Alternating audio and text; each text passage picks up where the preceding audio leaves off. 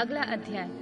उमा द्वारा शंभु के नेत्र मूंद लिए जाने पर अंधकार में शंभु के पसीने से अंधकासुर की उत्पत्ति, हिरण्याक्ष की पुत्रार्थ तपस्या और शिव का उसे पुत्र रूप में अंधक को देना, हिरण्याक्ष का त्रिलोकी को जीतकर पृथ्वी को रसातल में ले जाना और वराह रूपधारी विष्णु द्वारा उसका वध।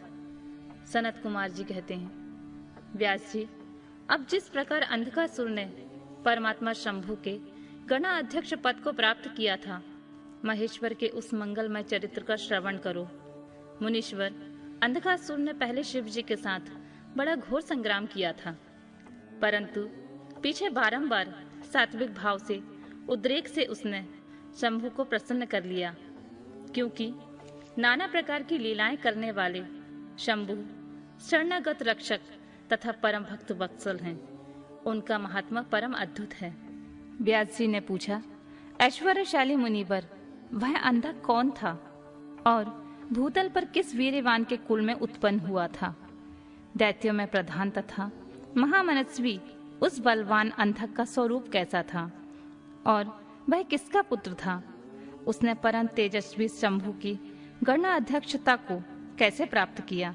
यदि अंधक गणेश्वर हो गया तब तो वह परम धन्यवाद का पात्र है। सनत कुमार जी ने कहा, मुने, पूर्व काल की बात है। एक समय भक्तों पर कृपा करने वाले तथा देवताओं के चक्रवर्ती सम्राट भगवान शंकर को विहार करने की इच्छा हुई। तब वे पार्वती और गणों को साथ ले अपने निवासभूत कैलाश पर्वत से चलकर काशीपुरी में आए।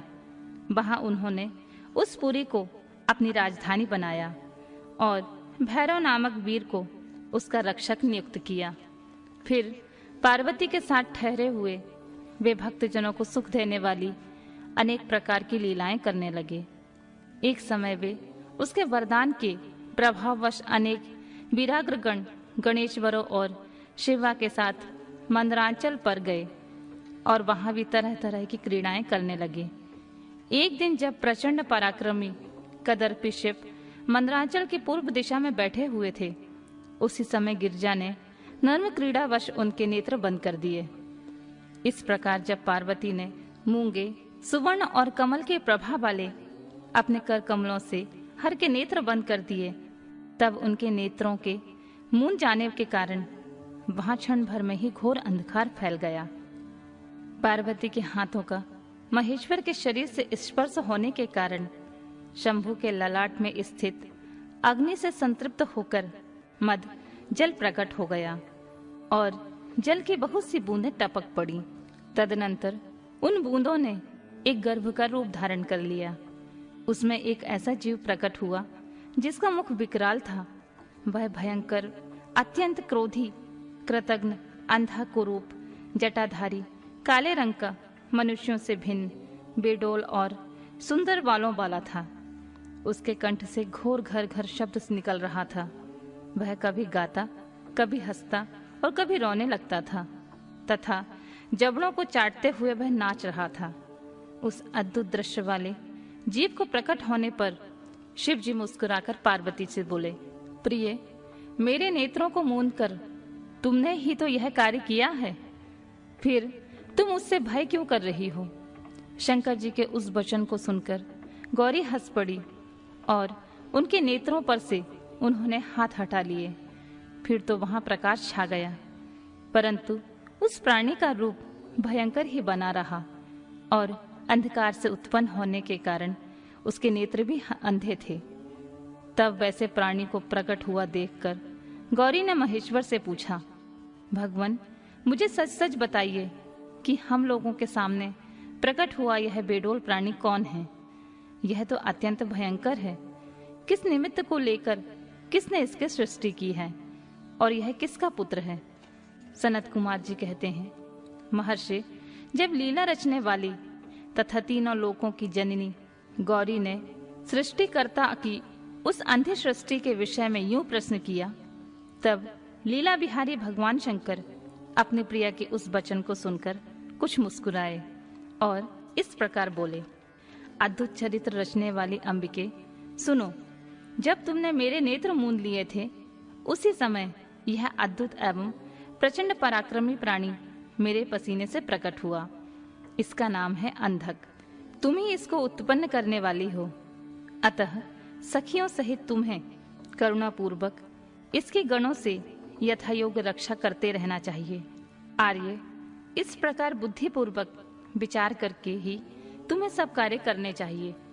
सनत कुमार जी कहते हैं, मुने, अपने स्वामी के ऐसे वचन सुनकर गौरी का हृदय करुणाद्र हो गया। वे अपनी सखियों सहित अंधक को अपने पुत्र की भांति नाना प्रकार के उपायों द्वारा रक्षा करने लगी। तदनंतर शिशिर ऋतु आने पर दैत्य हिरणाक्ष पुत्र की कामना से उसी वन में आया, क्योंकि उसकी पत्नी ने उसे ज्येष्ठ बंधु की संतान परंपरा को देखकर उसे संतनार्थ तपस्या के लिए प्रेरित किया था। वह वहां कश्यप नंदन हिरणाक्ष वन का आश्रय ले पुत्र प्राप्ति के लिए घोर तप करने लगा। उसके मन में महेश्वर के दर्शन करने की इच्छा थी, अतः वह क्रोध आदि दोषों को अपने काबू में कर ठूंठ की भांति निश्चल होकर समाधिस्थ हो गया। द्विजेंद्र, तब जिसकी ध्वजा में वृष का चिन्ह वर्तमान है तथा जो पिनाक धारण करने वाले हैं, वे महेश उसकी तपस्या से पूर्णतः प्रसन्न हो उसे वरदान देने के लिए चले गए और उस स्थान पर पहुंचकर दैत्य प्रवर हिरणाक्ष से बोले, दैत्यनाथ, अब तू अपनी इंद्रियों का विनाश मत कर। किस लिए तूने इस व्रत का आश्रय लिया है? तू अपना मनोरथ तो प्रकट कर।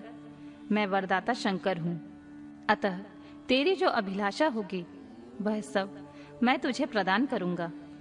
सनत कुमार जी कहते हैं, महर्षि, महेश्वर के उस वचन को सुनकर दैत्यराज हिरणाक्ष परम प्रसन्न हुआ। उसने गिरीश के चरणों में नमस्कार करके अनेक प्रकार से उनकी स्तुति की। फिर वह अंजलि बांधे सिर झुकाकर कहने लगा, चंद्रभाल, मेरे उत्तम पराक्रम संपन्न तथा दैत्य कुल के अनुरूप कोई पुत्र नहीं है, इसलिए मैंने इस व्रत का अनुष्ठान किया है। देवेश, मुझे परम बलशाली पुत्र दीजिए। सनत कुमार जी कहते हैं, मुने, दैत्यराज के उस वचन को सुनकर कृपालु शंकर प्रसन्न हो गए और उससे बोले, दैत्याधिपति, तेरे भाग्य में तेरे वीर्य से उत्पन्न होने वाला पुत्र तो नहीं लिखा है, किंतु मैं तुझे एक पुत्र देता हूँ। मेरा एक पुत्र है जिसका नाम है अंधक। वह तेरे ही समान पराक्रमी और अजेय है। तू संपूर्ण दुखों को त्याग कर उसी को पुत्र रूप में वरण कर ले और इस प्रकार पुत्र प्राप्त कर ले। सनत कुमार जी कहते हैं, महर्षि, उससे यूं कहकर गौरी के साथ विराजमान उन महात्मा भूतनाथ त्रिपुरारी शंकर ने प्रसन्न होकर हिरणाक्ष को वह पुत्र दे दिया। इस महामनस्वी दैत्य परम प्रसन्न हुआ। उसने अनेकों स्त्रोतों द्वारा रुद्र की पूजा करके प्रदक्षिणा की और फिर वह अपने राज्य को चला गया। गिरीश से पुत्र प्राप्त कर लेने के बाद वह प्रचंड पराक्रमी दैत्य संपूर्ण देवताओं को जीतकर इस पृथ्वी को अपने देश रसातल में उठा ले गया। तब देवताओं, मुनियों और सिद्धों ने अत्यंत पराक्रमी विष्णु की आराधना की। फिर तो भगवान विष्णु सर्वात्मक यज्ञमय विकराल वराह शरीर धारण कर थुनून के अनेकों प्रहारों से पृथ्वी को विदीर्ण करके पाताल लोक में जा घुसे। वहां उन्होंने कभी न टूटने वाले अपनी अगली दाढ़ों से तथा थुनून से सैकड़ों दैत्यों का कचूमल निकालकर अपने वज्र सदृश कठोर पाद प्रहारों से निशाचरों की सेनाओं को मथ डाला। तत्पश्चात अद्भुत एवं प्रचंड तेजस्वी विष्णु ने करोड़ों सूर्यों के समान प्रकाशमान सुदर्शन चक्र से हिरणाक्ष के प्रज्वलित सिर को काट दिया और दुष्ट दैत्यों को जलाकर भस्म कर दिया।